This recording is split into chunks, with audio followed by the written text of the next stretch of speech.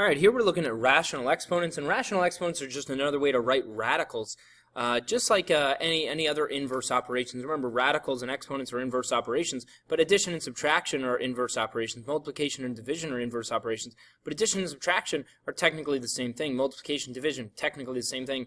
Radicals and exponents are technically the same thing, and here's how we express radicals as exponents instead, okay? Because that's really what they are when it's all said and done. So we can express radicals as rational exponents, and it works this way. If I have the nth root of something, that's the same thing as raising it to a rational exponent. In other words, rational meaning a fraction would be a to the 1/nth power, okay? So if it was a square root, it would be a to the 1/2 power. If it was a fifth root, it would be a to the 1/5 power. If it was a 10th root, it would be a to the 1/10th power, okay? So whatever that root is, it becomes a rational, it becomes an exponent that's a fraction, okay?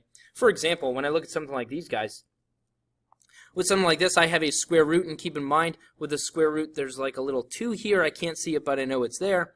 So this really means the square root, which is the same thing as x to the 1/2 power. And that's it. All right? It's just another way to write this thing. That means the same thing as a square root. Here, the cube root, I could rewrite as y to the 1/3 power. It means the same thing. If I have something to 1/3 power, it means I'm taking the cube root. Here, to the fifth root, that would be like b to the 1/5 power. Again, rational exponents are just another way to write this. Instead of using a radical symbol, I can use a fraction as my exponent. That's it. When I look at something like the next one, I've got 25 to the 1/2 power. Well, remember, 1/2 power is the same as the square root, so 25 to the 1/2 power is a 5. Okay, just like the square root of 25 is a 5. Here, 27 to the 1/3 power, that's like taking the cube root. The cube root of 27 is 3, so 27 to the 1/3 power is 3. That's it. It's just another way to express these. 32 to the 1/5 power. It's like taking the fifth root. That's going to give me a 2. All right? So it's the same thing. It's just a different notation. It's a different notation for expressing the same thing. Just like sometimes we express addition or subtraction as adding a negative. Sometimes we express division as multiplying by a fraction. Sometimes we express radicals as raising something to a rational exponent.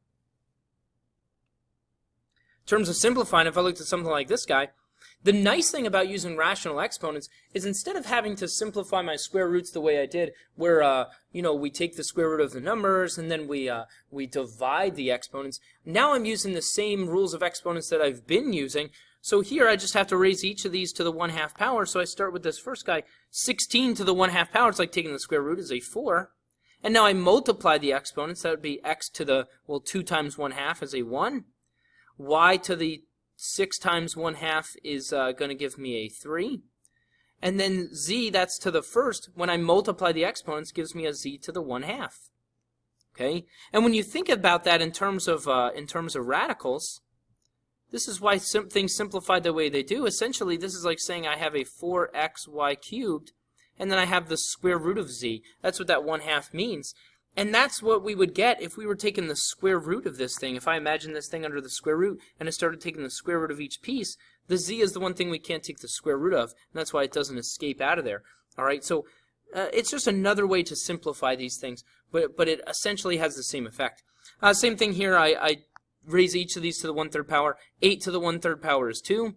I multiply the exponents. That's going to give me an x to the first. This is going to give me a y to the second, and that's going to give me a z to the 1/3. And again, I can imagine what this would look like. In terms of radical form, it would be 2xy squared and then the cube root of z, because that's the one thing that we couldn't take the cube root of. All right? But just another way to express these things. If I look at the next one, this one's a little bit tricky in terms of what's happening here. If I have a rational exponent that doesn't have a 0 here, essentially what happens here is the numerator is like my exponent and the denominator is like my root. So really, there are two things happening to this thing. I'm raising it to the 3rd power, and I'm taking the square root. And it doesn't matter which order you do those in. I could do 16 to the 3rd power. Good luck. You're going to probably need a calculator for that one, and then take the square root. It's typically easier to take the root first, okay? Because when you think about really what this means, if I were to split this up in terms of rules of exponents, it's kind of like doing this. It's like 16 to the 3rd power and then raised to the 1/2, because when I multiply those exponents, it gives me a 3/2. All right? You could also think of it this way as 16 to the 1/2 power and then raised to the third power. And see, that would give me the same thing, 16 to the 3/2 power, but it doesn't matter which one we do first.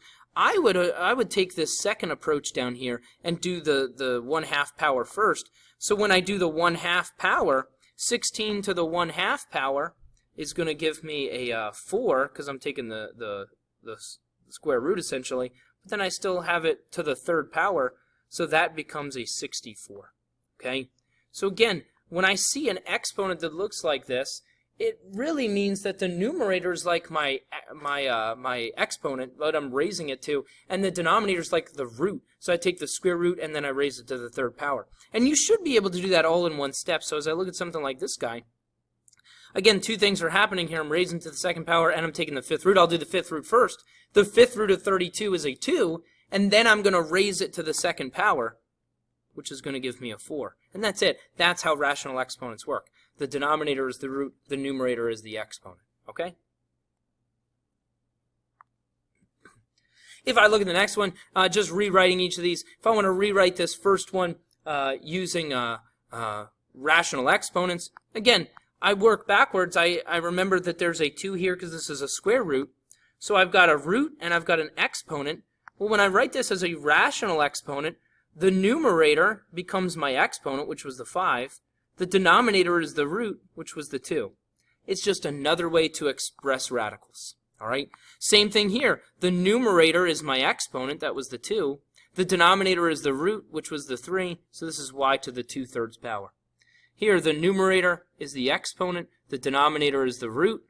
So this is b to the 4/5 power. And that's it. It's just another way to express these things. Going the other way, if I have a rational exponent, I want to write it in terms of radical symbols. Again, the denominator is the root, so it's the 4th root. The numerator is the exponent, x to the 3rd power. And that's it. All right? Here it's the same thing. This one's going to be a square root, so I don't even need to write the 2.